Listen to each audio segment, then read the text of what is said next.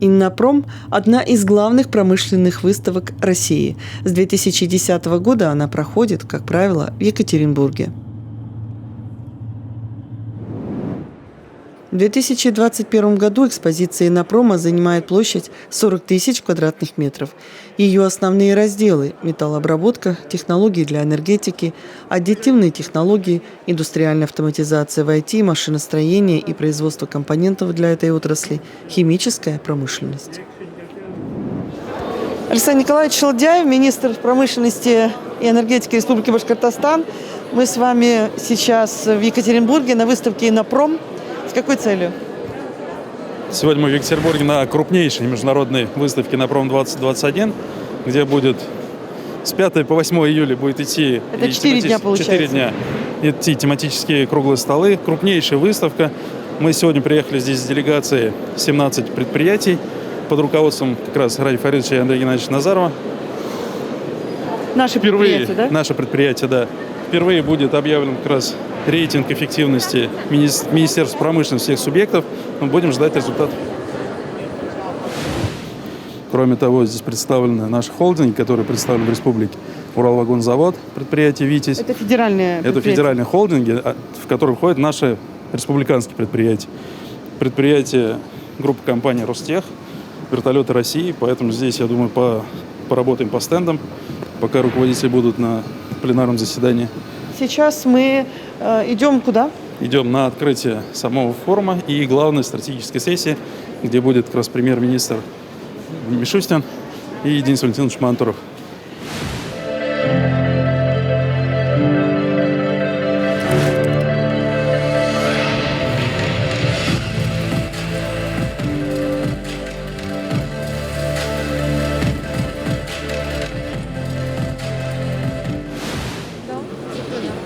Добрый день, уважаемые дамы и господа, уважаемые коллеги. Позвольте поприветствовать всех участников и гостей международной промышленной выставки. Она заслуженно считается главной индустриальной площадкой в стране. Сегодня в Екатеринбурге мы открываем уже 11-й Иннопром. В этом году представлены 30 стран мира и более 600 российских и международных компаний. Основная тема Иннопрома в этом году – это гибкое производство. Такая постановка вопроса стала особенно актуальной после того, как человечество столкнулось с коронавирусной инфекцией. Пандемия разрушила сложившиеся цепочки поставок промышленной продукции, сломала привычную структуру спроса на ключевых рынках, отразилась на темпах роста промышленности и объемах производства. Во время таких кризисных ситуаций необходимо оперативно реагировать на изменения предпочтений потребителей, формировать продуктовую линейку под как можно более узкие группы покупателей, расширять номенклатуры товаров внутри больших серий, как это уже сейчас делают наши отрасли машиностроения. К примеру, производители лифтов выпускают оборудование под конкретные потребности заказчика с учетом геометрических параметров шахты, желаемой грузоподъемности, скорости движения. Также надо выстраивать новые логистические маршруты, чтобы снизить издержки при доставке. Уверен, в дискуссиях, которые развернутся здесь на протяжении нескольких дней, будут выработаны оптимальные решения. И хочу от всей души пожелать всем вам плодотворной работы. Спасибо. Спасибо.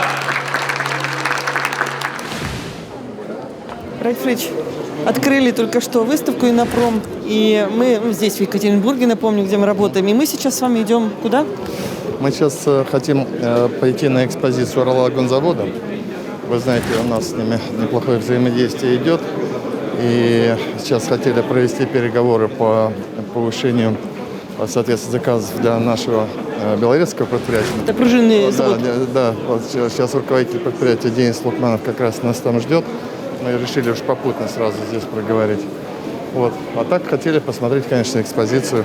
Это очень интересно. Ну, несмотря на то, что это предприятие федерального значения, мы плотно с ним работаем. Мы очень с ними плотно работаем. И, вы знаете, руководитель уже не раз приезжал. У нас в контуре этого предприятия и выпуск наших знаменитых снегоходов, болотоходов, «Витязей». Поэтому это для нас такое очень важное наше направление. Спасибо. Здравствуйте. Привет.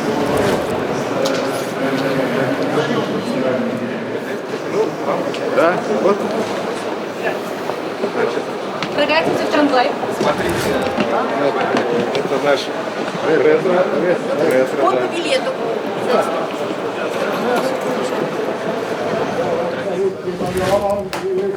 Значит, он современный, но выполнен в ретро-стиле. То есть начинка вся, значит, вся такая, которая ходит, она очень неприхотливая, значит, полотно по всему, но все собрано. Вот, берешь,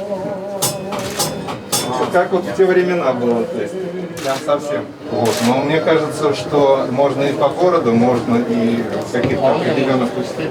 Вот. А у него по количеству пассажиров, вот примерно такой наш генеральный директор. Да. 140 человек, здесь он вмещает в себя, 38 посадочных мест, место для инвалидов, место для людей с колясочкой. Все это аккуратно есть, все это оборудовано. Здесь, несмотря на то, что он в стиле ретро выполнен, присутствуют и разъемы USB, и Wi-Fi раздача. Это абсолютно современный трамвай, выполнен в требованиях современной безопасности и Сертифицированный? сертифицирован. Да, У него уникальные телеги, которые в малые радиусы заходят. И так далее. Поэтому он, в принципе, и хорош для таких вот старых моментов. Вот он такой вот длинный, пошел. Где там у нас пробивают Вот такой билетики? билет. Сначала нужно загадать самое заветное желание, билет счастливый, и потом, соответственно, этапы для чемечек. Так, а может, с другой стороны фотографии будет симпатичнее, если я давайте отойду. Оп. И ура! Да, вспомнили детство. Детство вспомнили. Да, вот прострочили все, то есть как бы кожу, все это делали так, поэтому он такой получается.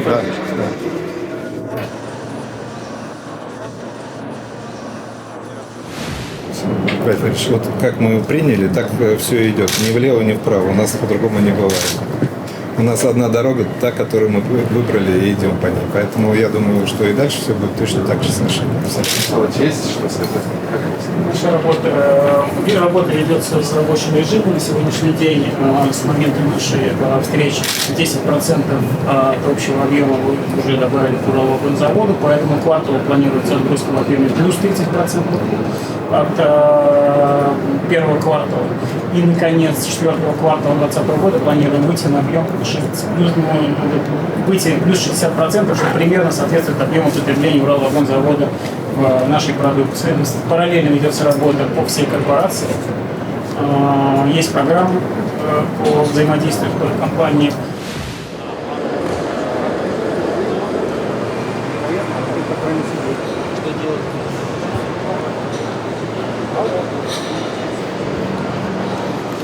Владимир Федорович, позвольте вопрос. Скажите, пожалуйста, в чем заключается итог вашей встречи, ваших переговоров? Мы тут целый ряд вопросов обсудили. Во-первых, мы обсудили загрузку мощностей нашего пружинного завода в Белорецке. Вот то, что руководитель как раз Денис Иванович Лукманов принимал участие. Ну и вот мы про этот трамвай мы уже с Александром Валерьевичем несколько раз общались. Вот хотели сегодня воочию посмотреть, поэтому вот приняли решение, что мы законтрактуемся на 5 таких трамваев 450 Уфы, чтобы именно по исторической части, чтобы они вот ходили. Они носят обыкновенный характер, то есть это тот же перевозка пассажиров, но видите, вот такой необычный исторический. Это все к юбилею Уфы. Вот Андрей Геннадьевич уже начнет готовить с Александром Валерьевичем соглашение. Платежи мы сделаем со следующего года, ну и где-то со следующего года начнем потихонечку сборку. Вот нам нужно 5 таких штук. Как вам Республика Башкортостан в качестве партнера? Я думаю, одна из лучших республик. И у нас действительно очень хорошее взаимодействие, очень хорошие отношения. Великая история. А вот сейчас мне подарен башкирский мед, а я как Потапов очень люблю мед. Поэтому Поэтому все очень действительно на позитиве, все очень конструктивно. И всегда приезжая в Башкирию, уезжаешь с чистым сердцем от хороших друзей, добрых людей. Спасибо.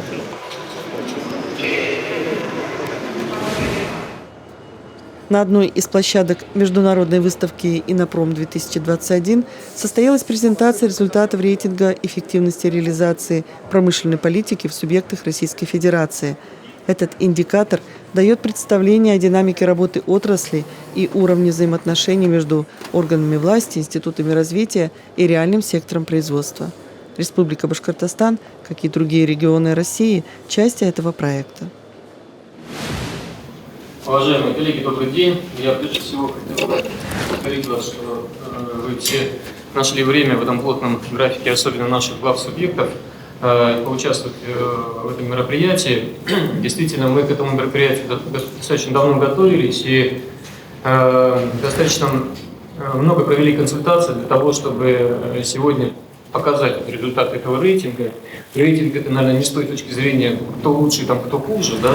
И рейтинг это мы для себя сейчас выстроили, значит, исходя из тех параметров, которые совместно с вами же разработали, с министрами промышленности, с институтами развития, по которым просто пока проранжировали, как субъекты выглядят в отношении тех параметров, которые сегодня представлены. Их достаточно много. И вообще цель всего этого мероприятия заключается в том, что у нас есть последовательность нашей работы и взаимодействия с субъектами Российской Федерации. Вы знаете, Денис Валентинович с 2014 года такую задачу поставил, и каждый год добавляем новые форматы по взаимодействию с субъектами Российской Федерации. Сейчас вот предлагаю дальше двигаться и посмотреть эти рейтинги, которые разделены на 4 группы. Вот. Всем еще раз спасибо и давайте посмотрим результаты. Коллеги, теперь мы готовы представить итоговые результаты. И в рейтинге эффективности органов исполнительной власти субъектов Российской Федерации в сфере промышленности за 2020 год побеждает Республика Башкортостан. Второе место занимает Калужская область. И благодаря финальному рывку в 6 позиций замыкает тройку лидеров Тульская область. Поздравляем победителей! Вот такие вот результаты. Коллеги, но перед тем, как передать слово победителям, я бы хотел, значит, у нас же был 4-й блок деловой активности, вы помните, он, кстати, достаточно экзотический, включает в себя все внимательно слушали, и промышленный туризм, кстати, новое направление, которое предприятия развивают, и вот в Курской области есть примеры достойные, в Тульской и в Челябинской области. Вот, и хотел бы попросить губернатора Алексея Владимировича Текстера поделиться своим опытом. Пожалуйста. Еще 2 года назад в Челябинской области, как ни странно, не было Министерства промышленности. Да, я считаю, что это была ошибка. И, собственно, первое, что я сделал, когда пришел в регион в 2019 году, мы возродили Министерство промышленности Челябинской области. Я считаю, что это было абсолютно верно, правильно решение, посмотреть, сфокусироваться, регион с таким потенциалом, из такой базы он должен сосредотачиваться на самом важном и развитии промышленности, индустрии, современных технологий. Это крайне важно. Мы переходим к победителям. Итоговая оценка эффективности за 2020 год Республики Башкортостан. Ради Фаидович Кабиров, глава Республики Башкортостан, сегодня также с нами. Пожалуйста. Спасибо большое. Вы знаете, мы очень признательны за то, что Министерство промышленности, вы знаете, не останавливается достигнув. Мы постоянно получаем новые инструментарии для того, чтобы развивать нашу промышленность. Безусловно, в республике есть все необходимые условия и все необходимые инструменты. Министерство нас поддержало в прошлом году и при открытии особой экономической зоны, которая была первой, у нас 5 ТСР, и мы сейчас участвуем во всех инфраструктурных проектах, которые, соответственно, являются и генерируются вашим министерством. За это огромное спасибо. Уважаемые коллеги, поскольку мы обмениваемся какими-то практиками, наверное, я хотел сказать, что вот этот итог, он является следствием еще того, что вот у нас в республике, я уверен, во всех субъектах, у нас нет такого, что власть отдельно по себе, а директора отдельно. Мы живем одной большой организованной силой. И вот я могу привести такие примеры. Первое, мы создали постоянно рабочие группы для работы с крупными компаниями. У нас есть постоянно рабочие группы с Ростехом, с УГМК, с Башнефтью, с Газпромом, с Роскосмосом. То есть мы постоянно работаем, мы постоянно в контексте того, что у них происходит, и постоянно готовы оказать им любую помощь. У нас есть такая практика, которую мы называем, опять, это системная, просто вся работа у нас структурирована. У нас есть инвестиционные часы. Каждый четверг во всей республике у нас проходит либо предпринимательский час, а у меня на уровне главы инвестиционный час. И каждую неделю мы проводим промышленные часы. Промышленные часы проводим на предприятиях непосредственно. Мы провели несколько десятков, вот буквально за этот год, промышленных часов, и вот, по сути побывали на нескольких десятках предприятий. Поэтому все директора нас знают, и все мы друг друга знаем, чем живет каждое предприятие. Уважаемые коллеги, спасибо большое. Я полагаю, что все мы, когда домой вернемся, мы еще должны обязательно поблагодарить тех людей, которые осуществляют развитие промышленности. Это, прежде всего, директора. И красные, так называемые директора, которые десятилетиями держат и на плаву свои предприятия. И появилась плеяда уже молодых директоров, которые очень эффективно работают. Мы должны поблагодарить людей, которые руками обеспечивают и создают материальные блага нашей страны. Это рабочие, это инженерный персонал, это вот все эти люди, которые работают. Полагаю, что это сегодня их достижения, это их сегодня первые, вторые и прочие места. Поэтому я полагаю, что это очень важно будет сделать. Еще раз хотел вас поблагодарить. Для нас, конечно, это большая честь. Но я думаю, будем работать и биться дальше. Спасибо вам большое.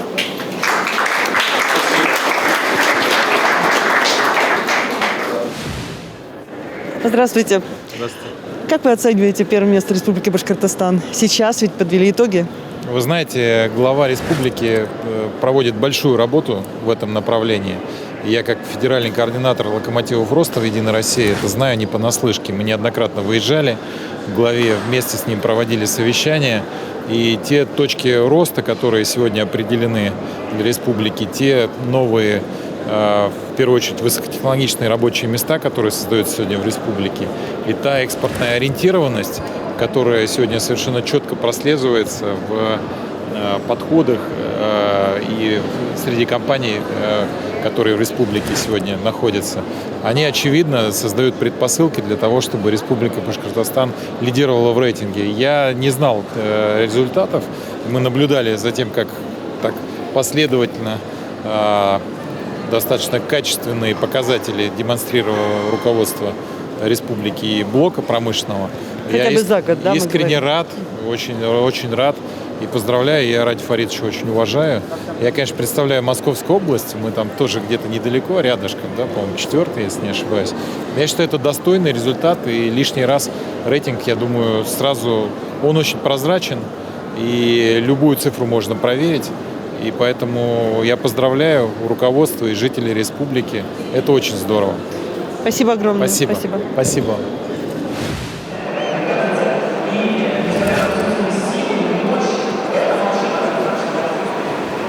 Поздравляю. Спасибо. Большой успех ведь. Очень большой, неожиданно большой успех. Первое место. Да, мы заняли первое место в рейтинге промышленной политики Российской Федерации. Вот еще как бы приходим в себя и... Ради Фаридович, а что теперь? Что дает это первое место? Ну, во-первых, первое место – это большая честь, и это, знаете, усиливает нашу веру в себя и то, что мы правильно двигаемся. Инвестчасы, промчасы, наша системная работа. Промчасы, постоянно действующие рабочие группы. Да и просто, знаете, вот у меня, наверное, как у человека, большая жизнь все-таки гуманитарная, всегда было преклонение перед теми, кто вот непосредственно создает блага. Это вот рабочие, это инженеры и руководители, директорский корпус. Я очень уважаю наш директорский корпус. У нас действительно там есть и молодые, и уже очень опытные директора, поэтому это их заслуга. Вот промышленная мощь Башкортостана – это их заслуга. Это заслуга людей, сварщиков, токарей, столяров, всех. Вот, и, подчеркиваю, очень высокая инженерная школа. Сейчас, вы знаете, вот мы в рамках Евразийского научно-образовательного центра сейчас очень активно над этим работаем, потому что надо сохранить, надо нашу инженерную школу адаптировать к современной жизни, потому что жизнь меняется. Сегодня вот на форуме было сказано, в ближайшие годы 85 профессий исчезнут, как таковые, они не нужны. Но появятся новые 93 профессии. Поэтому, если мы сейчас будем сидеть на месте, нам, как это говорится, для того, чтобы Вот знаете, хотя бы остаться на этом темпе, нам нужно так уже быстрым темпом идти. А если двигаться дальше, конкуренция, видите, какая, все сильные субъекты рядом с нами. Поэтому вот, будем делать то, что делали, только будем делать еще с такой большей уверенностью в себе и большей, знаете, так, наверное, таким удовольствием. Ну, нам теперь нужно будет, я думаю, проанализировать, и сколько рабочих мест мы создали за последнее время, и какой там индекс у нас, наш индекс промышленного производства, не тот, который считают. Потом в промышленности же, знаете, это же не политика, тут все просто. Все Тут можно руками считается, пощупать. Все можно пощупать, и все понятно. Спасибо, поздравляем. Спасибо.